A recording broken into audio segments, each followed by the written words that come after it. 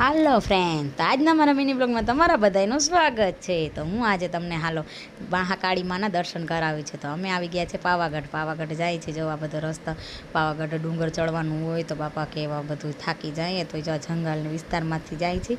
પછી ત્યાંથી પાવાગઢ ચડવાનો તો રસ્તામાં છે ને અહીંયા પ્રસાદીનું હતું તો અમે બધા પ્રસાદી લેવા લઈ ગયા છીએ. ત્યાં કાર હતી, જ્યાં વાંદળો છે ને ત્યાં બેઠો અમે બધા અહીંયા પૌવાની પ્રસાદી હતી તો અમે બધા લેતા હતા. તો મજા આવી ગઈ અમને તો પ્રસાદી લેવાની. ને પછી અમે પાછા પ્રસાદી લઈને થઈ ગયા હાલતા. ત્યાંની ગોળાયો ને જોવો તો ખરા અને બધા એટલા બધા સાધન હતા તોફાનને જો પાછા આવ્યા. પાછો જંગલ જેવો રસ્તો આવ્યો છે અને હવે પાછો અહીંયા આવ્યું છે. અહીંથી આને જો આ ગધેડા ઉપર તો એ લોકો કેટલો સામાન હારે, કેમ કે તો જ પહોંચાય, નકર તો ચડીને થાકી જાય. જો અને બજારો તો એટલી આવતી હતી. હું એમ કહું છું હાલો બધા જો આ હું ચડું છું. અને ત્યાં લીપ હતી, જે કોઈને લીપમાં જવું લીપનું ભાડું તો ખાલી 150 જ રૂપિયા હતો. પછી થાકી ગયા હતા, સોડા પીવા રોકાણા. પછી સોડા પીને પાછા હાલતા હતા. હજી હું કહેતી હતી જો આટલે બધે જવાનું છે. પછી બધા ત્યાં કહે ને કે આ બનાવી આપણે માળ ચડાવી એટલા માળ ન થાય તો મેં બી બનાવી નાખ્યું એમ. પછી અમે બનાવીને હવે અમે ચડીએ છીએ. જો ચડીને એવા થાકી જાય છે પણ મજા આવે ચડવાની. જો ફાઇનલી અમે પહોંચી ગયા ને આ છે મહાકાળી માના દર્શન કરો તમે બધાય.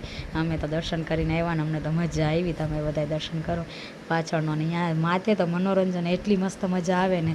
હવે અમે રિટર્નમાં ઉતરી છીએ જવો પછી. અને ત્યાં પ્રસાદી હતી, 20 રૂપિયા દઈને પ્રસાદી લેવાની. બધી ચોખાઈ ને એવી સરસ હતી ને પ્રસાદી લેવાની. અમને તો મજા આવી. અમે બધા પ્રસાદી જો લઈ છે ને અમે મજા આવી. પછી અમે રિટર્ન જતા હતા તો પછી રસ્તામાં આવતો હતો છોકરાઓ માટે લઈ રમકડાનો વાંદરો હતો. જો બાય.